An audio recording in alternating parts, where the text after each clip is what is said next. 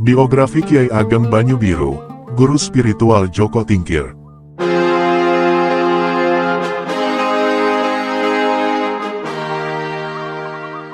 Assalamualaikum warahmatullahi wabarakatuh. Kiai Ageng Banyu Biru diperkirakan lahir sekitar tahun 1472-an dan terlahir dengan nama Raden Kebo Kanigoro. Beliau adalah cucu dari Prabu Brawijaya V dari Permaisuri Putri Campa, Vietnam Tengah, yang mempunyai putri dan diberi nama Ratu Pembayun. Dan ayah beliau adalah Prabu Handayaningrat atau Said Muhammad Kabungsuan atau Kiai Ageng Sepuh, Raja dari Pengging Pajang. Beliau juga dikenal dengan nama Kiai Ageng Purwoto Sidik. Kiai Ageng Banyu Biru menikah dengan Raden Ayu Kardinah atau Nyai Gadung Melati di Karunia Putra. Endang Widuri atau Roro Sekar Rinons atau Rara Tenggok atau Rara Sari Once dan Kiai Ageng Gribik, Malang.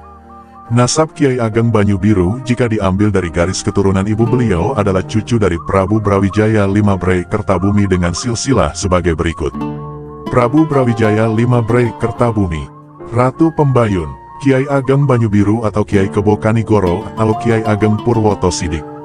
Kiai Ageng Banyu Biru diperkirakan wafat sekitar akhir tahun 1600-an Masehi dan dimakamkan di kawasan Desa Jatingarang, Kecamatan Weru, Kabupaten Sukoharjo. Guru-guru Kiai Ageng Banyu Biru adalah Prabu Handayaningrat, Prabu Brawijaya V Brei Kertabumi, Sunan Ampel, Sunan Bonang, Sunan Kalijaga, Syekh Siti Jenar. Kiai Ageng Banyu Biru juga mempunyai murid-murid diantaranya Kiai Mas Wila, Kiai Mas Wuragil, Kiai Mas Manca, Raden Mas Karebet atau Jaka Tingkir. Sebelumnya jangan lupa untuk like, share, subscribe dan komentarnya. Semoga yang like, share, subscribe dan komentar diberikan rezeki banyak dan bisa naik haji Makkah Madinah. Perjalanan hidup Kiai Ageng Banyu Biru. Tersebutlah pada zaman kerajaan Islam Demak Mataram seorang Kiai Agung yang gemar laku tapa brata bernama Kiai Ageng Purwoto Sidik, yang lebih dikenal dengan julukan Kiai Ageng Banyu Biru. Kiai Ageng Purwoto Sidik adalah guru spiritual dari Jaka Tingkir, Raden Mas Karebet, pendiri kerajaan Islam Pajang yang menggantikan dinasti kerajaan Demak Bintoro. Selain berguru kepada Kiai Ageng Purwoto Sidik, Kiai Ageng Banyu Biru, maka Jaka Tingkir, Raden Mas Karebet, juga berguru kepada Sunan Kalijaga, Wali Agung Tanah Jawa, dan Syekh Siti Jenar, yang juga dikenal dengan Syekh Ali Hasan atau Syekh Lemah Abang. Dalam kehidupan spiritualnya, Kiai Ageng Purwoto Sidik sering mengembara dan berpindah-pindah dari daerah satu ke daerah yang lain. Maka tak heran bila dalam pengembaraan tersebut, Kiai Ageng Purwoto Sidik banyak meninggalkan. Beliau adalah raja yang sakti juga seorang panglima di medan laga. Menurut catatan banyak ratu-ratu Sabrang yang ditaklukkan, banyak daerah-daerah berlindung pada Prabu Handayaningrat karena kesaktiannya. Prabu Handayaningrat ketika masih muda gemar sekali berperang. Raja Bali bernama Prabu Kalagerjita dari negara Bali Agung tak mengakui kekuasaan Sri Narendra Brawijaya Majapahit. 3 tahun sudah, Raja Bali Agung tak mengaturkan upeti ke Majapahit. Raja Bali Agung Prabu Kalagerjita berusaha mencari dan meminta bantuan pada negara lain untuk menyerang Majapahit. Konon prajurit sejumlah 3 leksa, 1 leksa sama dengan 10.000, 3 leksa sama dengan 30.000, dikerahkan untuk memukul negara Belambangan. Prajurit negara, Bali Agung unggul, para adipati Brangwetan, kawasan-kawasan di timur, dibikin tunduk olehnya. Waktu itu orang-orang Bali sedang mujur nasibnya selalu unggul dalam peperangan. Sebaliknya prajurit-prajurit Jawa nasibnya sedang sial, mereka kalah dalam peperangan. Ketika pasukan-pasukan dari Bali menyerang ke arah barat, prajurit-prajurit Majapahit yang bertempur melawannya banyak yang dikalahkan oleh prajurit-prajurit dari Bali. Waktu itu Raja Majapahit Prabu Brawijaya sangat kesal memikirkan tentang kekalahan Wadyabala Majapahit menghadapi orang-orang dari Bali Agung beserta sekutu-sekutunya. Konon Sri Brawijaya mengadakan sayembara, yang berbunyi siapa saja yang dapat membantu kesulitan negara Majapahit, dapat mengalahkan musuh dari negara Bali Agung dan sekutu-sekutunya, maka akan diambil menantu oleh Raja Majapahit Sang Prabu Brawijaya. Dia akan dijodohkan dengan putri raja yang sulung. Konon sesudah sayembara diumumkan, banyak raja-raja yang berusaha membantu dalam berperang melawan Raja Bali Agung. Maksudnya tak lain mengharapkan dapat dijodohkan dengan putri Prabu Brawijaya yang sulung tadi. Kecantikan sang putri memang bagaikan Dewi Supraba. Konon Sri Handayaningrat dari Pajang Pengginglah yang memasuki sayembara Raja Majapahit, menang dalam peperangannya. Akhirnya Raja Bali menyerah kalah. Dilanjutkan pula Sri Handayaningrat pergi ke timur untuk menaklukkan Pulau Sembawa, Sumbawa, Pulau Praguwa, Goa, Pulau Celebes, Sulawesi, Pulau Ternate, Manila, Pulau Borneo, Kalimantan. Rajanya menyerah, tunduk pada Sri Handayaningrat termasuk seluruh kawasan daerah jajahannya. Sri Handayaningrat ke pulau yang besar dan memanjang, bernama Pulau Sumatera. Rajanya pun dapat dikalahkannya. Konon Sri Handayaningrat telah melebarkan jajahan Majapahit hampir ke seluruh pelosok Nusantara, kesemuanya pun tunduk menyerah pada Majapahit. Ratu Pembayun mempunyai adik lelaki bernama Sang Lembu Peteng, tampan rupawan. Sang Lembu Peteng tinggal sebagai adipati di Mandura, Madura, atau lebih dikenal dengan nama Joko Tole, dan adik putri yang cantik jelita bernama Ratu Masrara, yang sampai akhir hayatnya mengabdi di Pengging Pajang. Perjalanan menuntut ilmu Kiai Ageng Banyu Biru.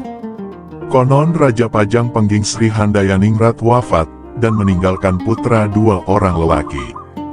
Yang sulung bernama Raden Kebo Kanigara, 1472 Masehi, dan yang bungsu bernama Raden Kebo Kenanga, 1473 Masehi. Atas kehendak kakeknya, kedua putra Sri Handayaningrat tidak diangkat menjadi ratu. Namun Pengging Pajang yang semula bentuk kerajaan, diubah kedudukannya menjadi sebuah kadipaten. Dibagi 2 untuk para putra Sri Handayaningrat, dinamakan Pengging Tua dan Pengging Muda. Kedua putra tadi selalu masih diasuh oleh ibundanya, Permaisuri Raja Handayaningrat. Tak selang berapa lama, ibunda Permaisuri Handayaningrat meninggal dunia. Jadilah Raden Kebo Kanigara dan Raden Kebo Kenanga yatim piatu yang tak mempunyai ibu dan bapa lagi. Karena kejadian ini kakeknya Prabu Brawijaya menghendaki kedua cucunya untuk dibawa ke Majapahit. Raden Kebo Kenanga dan Raden Kebo Kanigara dianggap oleh Prabu Brawijaya seperti putra mereka sendiri. Kasih sayang tertumpah kepada mereka. Apalagi Permaisuri Raja, Kanjeng Ratu Andarawati sangat menyayangi mereka. Raja dan Permaisuri seperti ayah dan ibu bagi mereka. Kerajaan Pajang Pengging setelah diubah kedudukannya menjadi kabupaten diserahkan kepada para kesatria dan para sentana Raja Handayaningrat. Diurus pula oleh para mantri yang bijaksana, tak ubahnya bagaikan cara menata pemerintahan pada waktu Raja Handayaningrat dahulu. Konon pada waktu Prabu Brawijaya V lolos dari kerajaan Majapahit, Permaisuri Raja Ratu Andarawati tak menyertainya. Adapun Putri Andarawati sepeninggal Raja Brawijaya hijrah menuju Ampel Gading yang terkenal diasuh oleh Sunan Ampel. Dan satu lagi cucunya putra dari Sunan Ampel bernama Sinuhun Benang atau Sunan Bonang. Keduanya sebagai penyebar agama Islam yang besar, sebagai penganut agama Islam yang tekun dan berwibawa. Raja Brawijaya dahulu sebelum meloloskan diri dari kerajaan Majapahit untuk muksa, meninggalkan pesan kepada Permaisuri Kanjeng Ratu Andarawati bahwasanya sepeninggal Prabu Brawijaya, hendaknya Kanjeng Ratu Andarawati tetap berada di Majapahit. Ditugaskan kepada Kanjeng Ratu Andarawati untuk tetap menjaga putra, cucu dan sentana, Punggawa Majapahit. Ditekankan pula bahwasanya mereka diwajibkan memeluk agama Islam, agama suci dan luhur itu. Karena bagi Prabu Brawijaya, tak ada bedanya Buddha dan agama Islam itu, sebab pada diri Prabu Brawijaya sebenarnya sudah Islam. Sang Prabu Brawijaya telah mengenal apa hakikat menyembah Tuhan yang Maha Esa tadi. Baginya tak akan ada kesulitan untuk menempuhnya, sebab beliau adalah seorang yang bijaksana berbudi luhur, tahu apa yang dinamakan hakikat hukum. Sebab sesungguhnya mereka sangat menghormati kepada Ratu Andarawati, apalagi Jeng Susuhunan Benang Anyakrakusuma. Raden Kebo Kenanga dan adiknya Raden Kebo Kanigara masih saudara sepupu dengan Sunan Bonang. Tidak mustahil tali persaudaraan antara Sunan Bonang, Raden Kebo Kanigara, dan Raden Kebo Kenanga sangat akrabnya. Selain itu, Adipati Mandura Lembu Peteng pun bermukim di Benang, bersama-sama dengan saudara-saudaranya menuntut agama Islam. Selama di Benang, Adipati Mandura sangat mengasihi kepada kedua kemenakannya Raden Kebo Kenanga dan Raden Kebo Kanigara, apalagi dengan Sunan Bonang. Karena masih keponakan dengan Adipati Mandura Lembu Peteng, menantu Arya Baribin di Madura. Pesan lain Prabu Brawijaya kepada Ratu Andarawati, bahwa sepeninggal raja, hendaknya kerukunan tetap dibina antara terah Majapahit. Tidak mustahil jika antara keturunan-keturunan Majapahit terjalin keakraban yang mendalam sekali. Terbukti Sunan Giri, Sunan Derajat, Sunan Kudus, Sunan Kalijaga, dan Sunan Gunung Jati mengasihi kepada Raja Putra Majapahit Raden Kebo Kenanga dan Raden Kebo Kanigara. Tak ubahnya mereka memberikan bakti dan sayang kepada Prabu Brawijaya Ratu Agung Majapahit. Tak berapa lama, Ratu Dwarawati Permaisuri Prabu Brawijaya mangkat dikarenakan sudah lanjut usianya, jenazahnya dimakamkan di Karangkemuning. Banyak putra santana keturunan Majapahit yang sedih karenanya, mereka seakan-akan kehilangan pepundhen orang tua.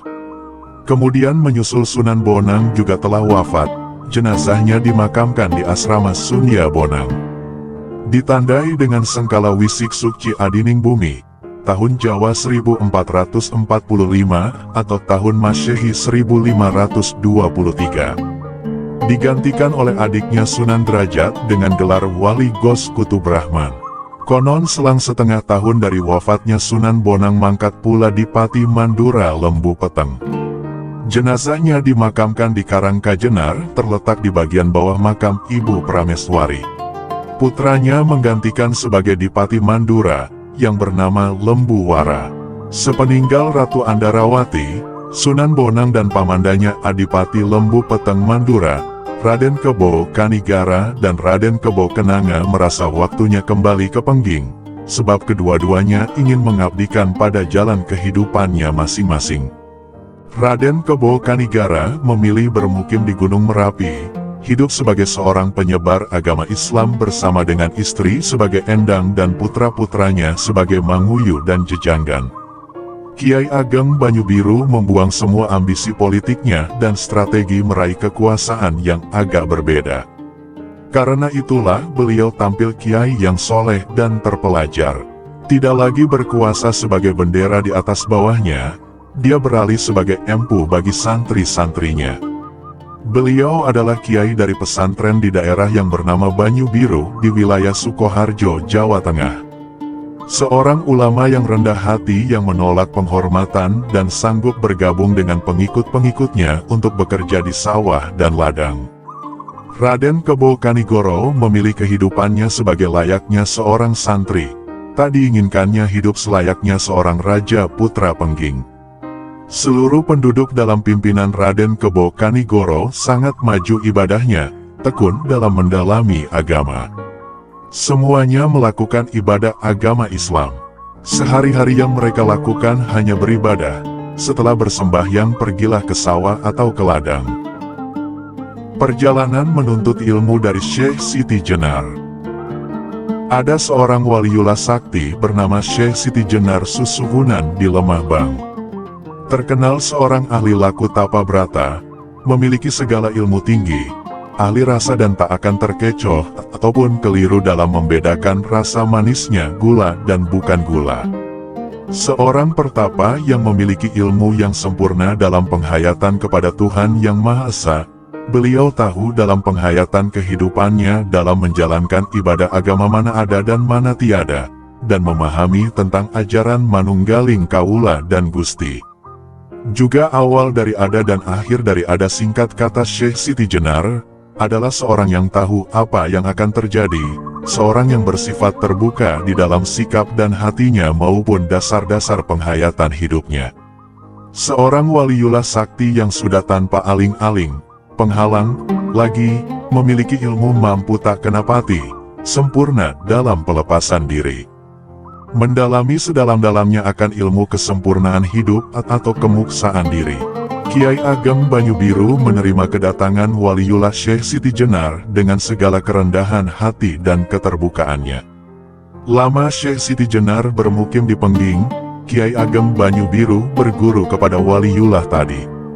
Segala ilmu yang dimiliki oleh waliullah Syekh Siti Jenar diberikan pada Kiai Ageng Pengging. Singkat cerita, tak ada ilmu yang tidak diajarkan padanya. Sekarang Kiai Ageng Pengging hampir setara ilmunya dengan Syekh Siti Jenar. Beliau adalah muridnya kesayangan dan terkasih. Setelah menetap lama di Pengging, pulanglah Syekh Siti Jenar ke tempat tinggalnya, kembali ke daerah Lemah Abang atau Siti Jenar. Konon selain Kiai Ageng Banyu-Biru, sahabat-sahabat beliau sejumlah 40 orang turut berguru pula pada waliullah Syekh Siti Jenar.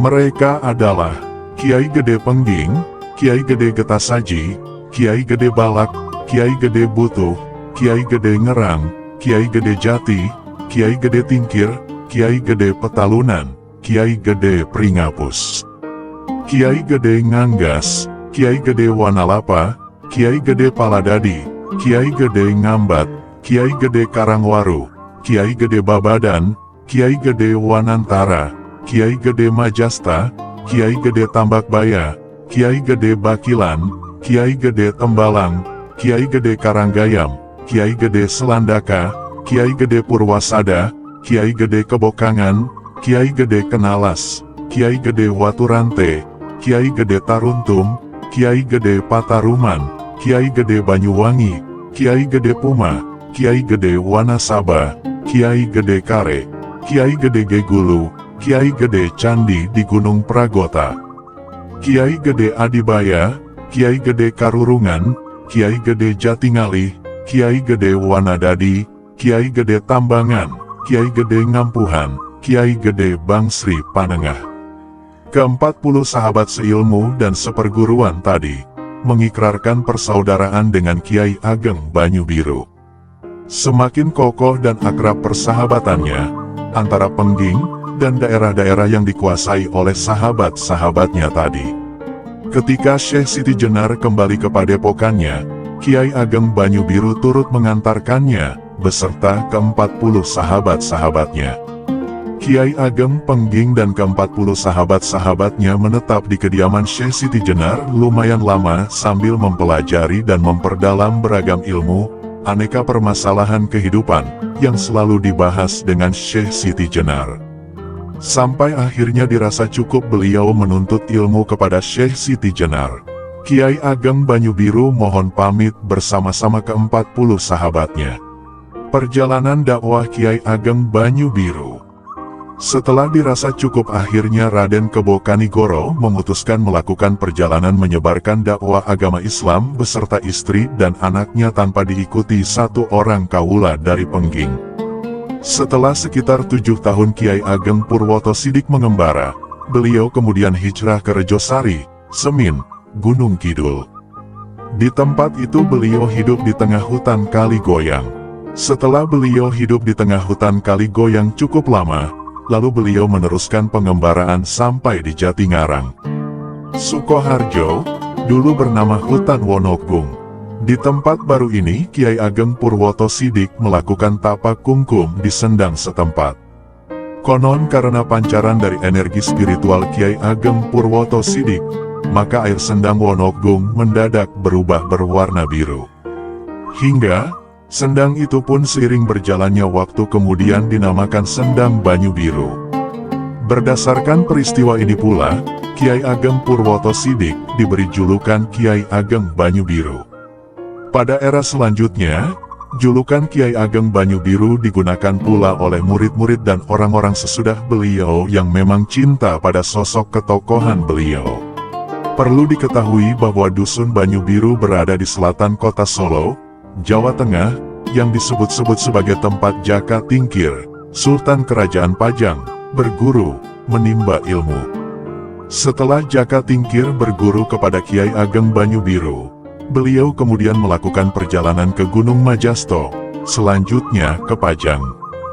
Jalur geteknya menjadi dasar penamaan dusun-dusun di wilayah itu, yakni Watu Kelir, Tosaji, Pengkol, Kedung Apon, dan Kedung Srengenge.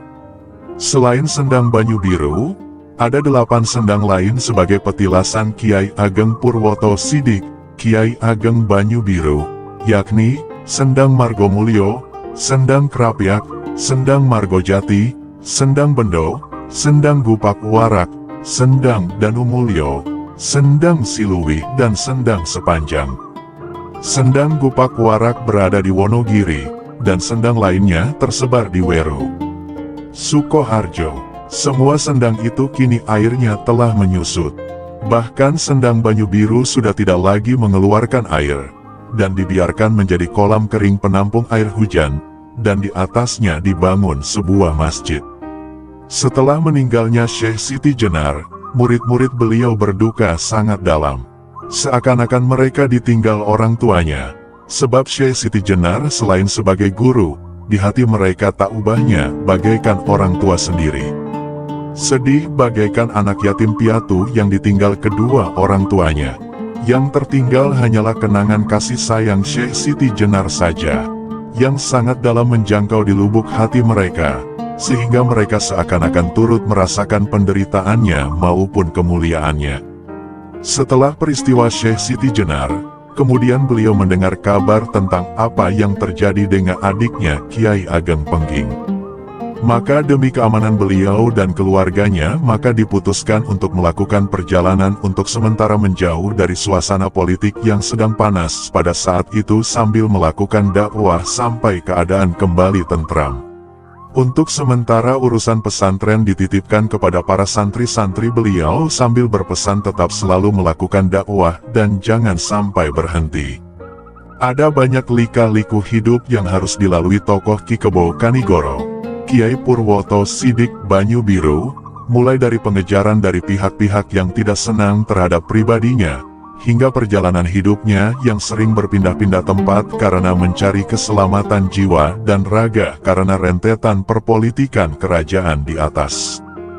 Dalam perjalanan hidupnya yang berpindah-pindah tersebut, Ki Kebo Kanigoro sering berganti nama samaran agar tidak diketahui identitas dirinya. Begitu pula, para keturunan dan keluarganya juga selalu berganti nama samaran untuk keselamatan mereka. Tanda pohon jati Kiai Ageng Banyu Biru. Dalam perjalanannya, Kiai Ageng Banyu Biru yang biasanya atau rata-rata ditandai dengan pohon jati beserta sebagian keturunan lainnya. Telah disebutkan bahwa, pada zaman dahulu kala, sebuah pohon sering dijadikan tanda atau tetenger atau sandi, sesuatu tanda sebagai pesan rahasia untuk mereka yang memiliki latar belakang tertentu. Misalnya, tanda pohon sawo selalu digunakan oleh para keturunan Panembahan Sawo ing Kajoran, yakni, semua para Trak Kajoran hampir selalu menggunakan sandi, tanda pohon sawo bagi semua keturunannya. Dalam kirata bahasa orang Jawa, pohon sawo dikiratabasakan dengan bahasa Al-Quran sebagai sawu sufufakum. Rapatkanlah barisan kalian, rapatkanlah barisan saudara-saudara kalian, rapatkanlah terah keturunan kalian. Ini yang masyhur dan saya dapatkan dari kisah para sesepuh. Sebagaimana telah disebutkan bahwa sebuah pohon merupakan salah satu tanda atau tetenger atau sandi, sesuatu tanda sebagai pesan rahasia, yang banyak digunakan oleh sesepuh atau tokoh masa lalu. Pohon Bodhi misalnya, selalu dipakai simbol atau tanda bagi umat agama Buddha dimanapun berada. Sebab pohon Bodhi tersebut memiliki nilai sejarah bagi umat Buddha. Konon Sang Buddha Gautama mendapat pencerahan sempurna saat melakukan semedi, meditasi, di bawah pohon Bodhi. Oleh karena hal tersebut, maka para siswa dan pengikut Sang Buddha sampai saat ini mengistimewakan pohon Bodhi tersebut. Makna pohon Bodhi adalah pohon pencerahan. Dari sini, Mungkin pula bahwa makna pohon jati dari tanda Kiai Ageng Banyu Biru adalah pohon ilmu sejati yang selalu beliau dalami dan ajarkan pada santrinya. Dan pada akhirnya, oleh orang Jawa, tempat singgah bertanda pohon jati tersebut dipakai sebagai tempat mengirim doa kepada tokoh yang bersangkutan. Mengenai banyak petilasan Kiai Ageng Banyu Biru yang ditandai dengan pohon jati, banyak dapat info dari para sesepuh apa kirata basa pohon jati yang selalu digunakan tanda atau tetenger atau sandi dari Ki Kebo Kanigoro, Kiai Purwoto Sidik Banyu Biru, dan keluarganya, yang terkenal sebagai murid Syekh Siti Jenar dan berdekatan erat dengan Sunan Kalijaga, sang wali tanah Jawa. Ada kemungkinan, makna atau kirata basa pohon jati yang rata-rata hampir ada dan melekat dengan Ki Kebo Kanigoro, Kiai Purwoto Sidik Banyu Biru dan keluarganya, dimaksudkan adalah beliau merupakan penganut ilmu sejati, ilmu kasunyatan, yang diajarkan Syekh Siti Jenar. Dengan demikian, rata-rata petilasan Ki Kebo Kanigoro, Kiai Purwoto Sidik Banyu Biru, ditandai dengan pohon jati, artinya, pohon keilmuan sejati. Petilasan Kiai Ageng Banyu Biru, Nyai Gadung Melati, Rara Sekar Rinons yang berada di sebelah timur bagian utara pom bensin, di daerah Kecamatan Kanigoro, Kabupaten Blitar yang sejak zaman dahulu ditandai dengan pohon jati yang besar. Petilasan tersebut dinamakan petilasan jati kurung, sebab pohon jati tersebut dulu dikurung pagar melingkar di sekelilingnya. Hingga saat ini, pohon jati yang disebut petilasan jati kurung sebagai petilasan ketiga tokoh tersebut beserta para pengikutnya masih berdiri kokoh. Konon, di tempat inilah Kiai Ageng Banyu Biru beserta keluarga dan para pengikutnya sempat membuat rumah joglo dan menjadi semacam pusat pemerintahan setingkat kadipaten atau kecamatan atau pemerintahan lebih kecil lainnya. Hingga akhirnya, beliaulah yang merupakan cikal bakal Kecamatan Kanigoro, Blitar. Petilasan Rara Sekar Rinons yang merupakan anggota keluarga Kiai Ageng Banyu Biru, salah satu tokoh yang cikal bakal Kecamatan Kanigoro, Blitar dan sekaligus sebagai cikal bakal Dusun Dogong. Desa Gogodeso, Kecamatan Kanigoro, Kabupaten Blitar dulu juga berupa tanda pohon jati yang besar. Namun pohon jati tersebut telah mati dan tinggal tonggaknya saja. Kemudian para warga Dusun Dogong membuatkan monumen sederhana kepada tokoh cikal bakal tersebut. Sumber dari Ustadz Ahmad Kulisyain ulama setempat menyatakan, endisik pase cikal bakal Dusun Dogong iku ono wit jatin mas, terus koyoga mati lan ditandani bangunan saiki kae. Dulu tepat di cikal bakal tersebut ada pohon jatinya mas. Lalu mati dan ditandai bangunan monumen tersebut. Hal tersebut juga dibenarkan oleh Ustadz Kholik Mawardi bahwa dulu ada pohon jatinya. Petilasan ini berada dalam areal. Bahkan, sebelum menjadi desa Maliran, konon desa tersebut dinamakan Desa Jatigerot. Petilasan tersebut dibangun seperti sebuah makam. Padahal hal itu bukanlah makam, tetapi hanyalah sebuah petilasan. Petilasan Nyai Gadung Melati, Kiai Ageng Banyu Biru, Rara Sekar Rinons yang berada di Desa Dayu, Kecamatan Ponggok, Kabupaten Blitar. Petilasan tersebut berada dekat sumber mata air. Konon, menurut Mbah Jawoko Jati Malang, petilasan yang ada di Desa Dayu, Kecamatan Ponggok, Kabupaten Blitar tersebut dulu kala ada tanda beberapa pohon yang berada di dekat sumber air, serta bangunan berupa patung singa dan naga sebagaimana yang dibangun etnis Tionghoa. Namun tanda-tanda patung singa dan naga tersebut sudah tidak ada lagi saat ini. Petilasan Nyai Gadung Melati, Rara Sekar Rinons yang merupakan anggota keluarga Kiai Ageng Banyu Biru yang berada di utara sumber Kucur Desa Selokajang, Kecamatan Kanigoro, Kabupaten Blitar.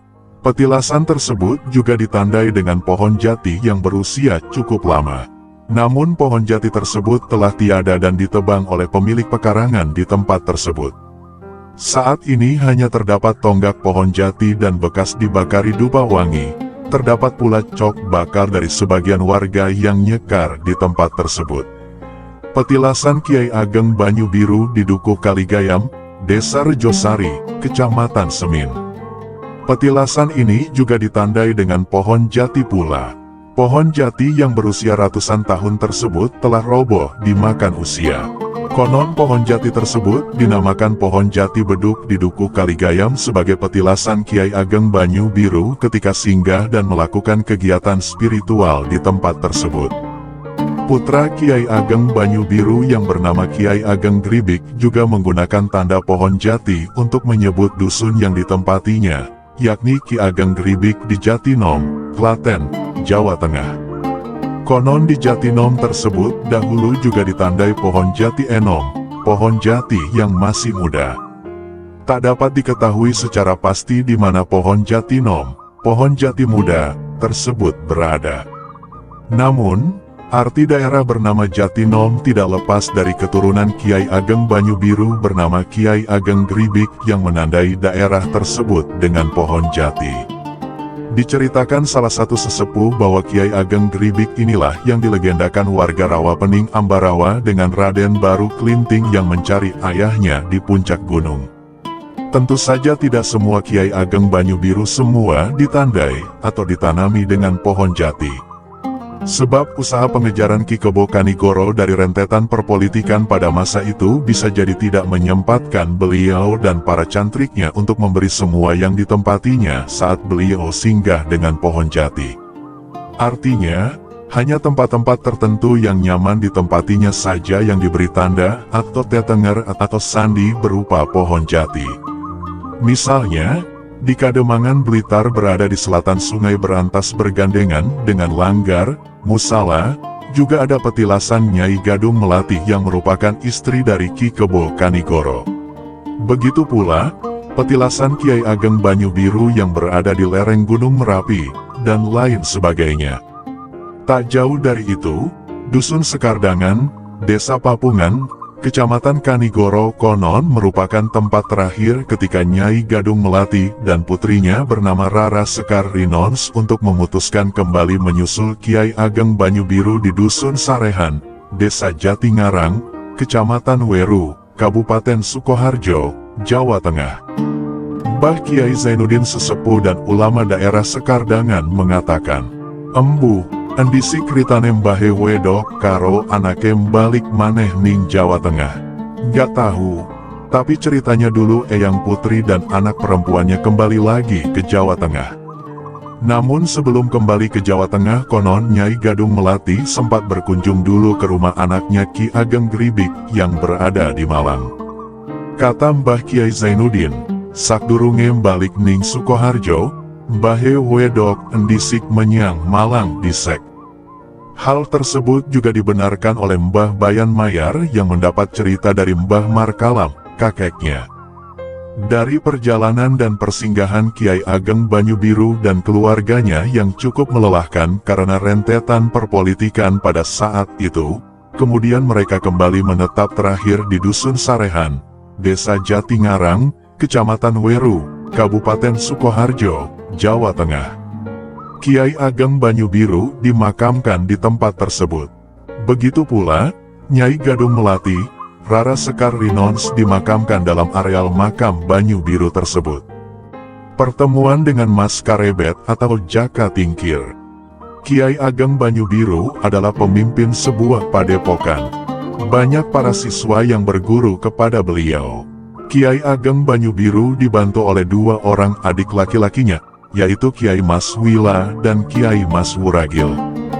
Di sana, sudah beberapa waktu yang lama, telah menetap dan berguru seorang pemuda keturunan Prabu Brawijaya V, Kiai Mas Manca. Dia adalah keturunan Arya Jambuleka II. Sedangkan Arya Jambuleka II adalah putra Arya Jambuleka I dan Arya Jambuleka I adalah putra selir Prabu Brawijaya V. Kiai Ageng Banyu Biru yang waskita, firasat, batinnya, pagi itu memerintahkan para siswa untuk membersihkan padepokan. Tak ada yang mengetahui apa maksud beliau. Hanya Kiai Mas Manca yang diberitahu bahwasanya sore hari nanti akan datang seorang tamu keturunan Prabu Brawijaya V yang hendak berguru ke padepokan tersebut. Dan benar, Menjelang selesai sembahyang sore, seorang pemuda nampak memasuki padepokan serta meminta izin kepada seorang cantrik, siswa, untuk bertemu dengan Kiai Ageng Banyu-Biru. Cantrik tersebut segera menghadap Kiai Ageng. Diperintahkan Kiai Mas Manca untuk menyambut kedatangan pemuda tersebut yang tak lain adalah Jaka Tingkir. Jaka Tingkir terkejut juga mendapati kedatangannya disambut sedemikian rupa oleh Kiai Ageng. Rupanya beliau sudah tahu pasti bahwa pada sore hari itu akan kedatangannya. Di depan Kiai Ageng, Jaka Tingkir menceritakan apa sebabnya hingga dirinya sampai ke padepokan Banyu-Biru. Berhari-hari Jaka Tingkir berusaha mencari letak padepokan tersebut. Dan pada akhirnya berkat petunjuknya, akhirnya sampai juga dan bisa bertemu langsung dengan Kiai Ageng Banyu-Biru. Kiai Ageng Banyu-Biru memperkenalkan Kiai Mas Manca kepada Jaka Tingkir. Kedua pemuda keturunan Majapahit itu saling berpelukan bahagia. Bahkan, Kiai Mas Manca sedemikian bahagianya sampai-sampai menitikkan air mata. Kiai Ageng Banyu-Biru memerintahkan Jaka Tingkir tinggal di padepokan untuk sementara waktu. Dengan ditemani Kiai Mas Manca, Jaka Tingkir mempelajari berbagai macam ilmu dari Kiai Ageng Banyu-Biru. Kini, Jaka Tingkir lebih mendalami ilmu kesempurnaan. Beliau benar-benar mendalami ilmu tinggi tersebut. Berbulan-bulan Jaka Tingkir digembleng dengan tapa brata dan samadhi. Kecerdasaan dan kesungguhan Jaka Tingkir membuat Kiai Ageng sangat menyayanginya. Berbagai lontar-lontar rahasia dengan mudah dikuasainya. Hanya dalam beberapa bulan, kemajuan spiritual Jaka Tingkir sudah sedemikian pesatnya. Jaka Tingkir yang dulu lebih mumpuni dalam olah kanuragan, kini, kesadaran spiritualnya benar-benar terasah tajam berkat bimbingan Kiai Ageng Banyu-Biru. Kiai Ageng Banyu-Biru bangga melihat perkembangan Jaka Tingkir. Ketika sudah dirasa cukup, Kiai Ageng memerintahkan Jaka Tingkir untuk turun dari padepokan. Konon, dari Kiai Ageng Banyu-Biru, Jaka Tingkir mendapatkan aji lembu sekilan, yaitu sebuah ilmu kesaktian yang langka, yang berguna untuk melindungi tubuh dari berbagai serangan dalam batas satu jengkal jari. Satu jengkal jari dalam bahasa Jawa adalah sekilan. Kiai Ageng Banyu-Biru pun memerintahkan Kiai Mas Manca, Kiai Mas Wila dan Kiai Mas Wuragil untuk menemani Jaka Tingkir. Sebelum meninggalkan padepokan, Kiai Ageng memberikan sebuah rencana jitu kepada Jaka Tingkir agar dapat kembali diterima oleh Sultan Trenggana. Pada setiap musim penghujan, Sultan Trenggana pasti meninggalkan ibu kota Demak dan berdiam diri di pegunungan Prawata. Banjir seringkali melanda ibu kota Demak. Dan tidak banyak yang tahu bahwasanya Sultan kerap kali berdiam diri di pegunungan Prawata tiap kali musim banjir tiba. Hanya para pasukan pengawal Sultan saja yang mengetahuinya. Untuk kembali mendapatkan kepercayaan Sultan Trenggana, Kiai Ageng Banyu-Biru menyarankan kepada Jaka Tingkir membuat sebuah keonaran dengan meminta bantuan beberapa gerilyawan. Keonaran tersebut harus mampu mengancam keselamatan Sultan Trenggana yang tengah bermukim di pegunungan Prawata. Dapat dipastikan, tidak bakalan banyak prajurit angkatan bersenjata Demak yang berada di sana. Sebelum pasukan bantuan Demak datang dari Demak menuju pegunungan Prawata, Jaka Tingkir harus secepatnya tampil menjadi sosok penyelamat. Dengan demikian, Sultan pasti akan kembali menaruh kepercayaan kepadanya. Dari kisah ini kita dapat mengambil keteladanan dari Kiai Ageng Banyu-Biru. Kiai Ageng Banyu-Biru dikisahkan sebagai seorang yang lembut hati. Beliau meskipun pewaris sah dari kerajaan Pengging akan tetapi tidak berambisi untuk meneruskan jabatan dari ayahandanya untuk menjadi raja yang berikutnya. Sedari kecil sudah terlihat bahwa beliau sangat berminat untuk menekuni ilmu agama yang diajarkan oleh sepupunya, yaitu Sunan Ampel, kemudian dilanjutkan belajar kepada Sunan Bonang, yang kemudian dilanjutkan berguru kepada Sunan Kalijaga dan Syekh Siti Jenar. Bahkan ketika dalam perjalanan dakwah beliau terpaksa harus melakukan perjalanan dakwah dengan cara melakukan perjalanan dari daerah satu ke daerah lainnya demi menghindari memanasnya politik pada waktu itu. Beliau melakukannya dengan sangat ikhlas dan tawakal. Karena didikan dari guru-guru beliau dan ketekunan beliau dalam mendalami ilmu agama, beliau lebih memilih untuk melanjutkan perjuangan untuk menyebarkan agama Islam ke pelosok Nusantara dan meninggalkan semua urusan duniawi. Beliau dengan sabar dan istiqomah melakukan perjalanan untuk menyebarkan dakwah yang dibantu istri dan anak-anaknya yang juga menjadi muridnya. Berdasarkan ajaran dari guru-guru beliau mengajarkan agama Islam tanpa menggunakan paksaan. Sekian, terima kasih. Semoga bermanfaat. Untuk beliau Kiai Ageng Banyu Biru Lahul Fatihah. Wassalamualaikum warahmatullahi wabarakatuh.